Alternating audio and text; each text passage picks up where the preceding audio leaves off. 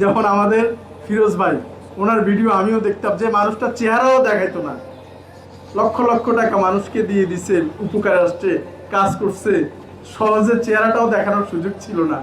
কিন্তু এখনকার যুগে আইসা এখন ওনার ভিডিও এখন আপনার খোঁজ করে করে বাইর করা লাগবে, এমনি কিন্তু চাইলে নিউজ ফিডে চলে আসে না। কারণ ওই যে আগ্রহটা দিন দিন নষ্ট হয়ে যায়। একটা জিনিসের আমরা নকলে উস্তাদ, নকল বের করতে মুহূর্তের মধ্যে আমরা উস্তাদ।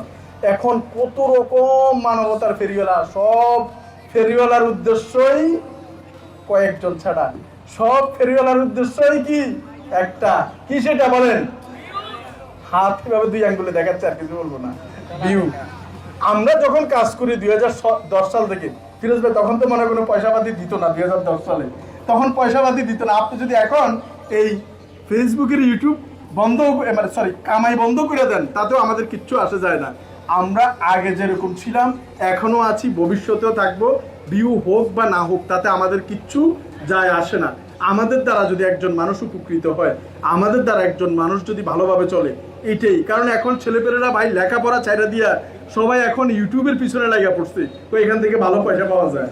সবাই এখন সাংবাদিক, সব পড়ালেখা না করেও সাংবাদিক, পড়ালেখা না করেও সমাজের বিশেষ ব্যক্তিবর্গ হয়ে গেছে।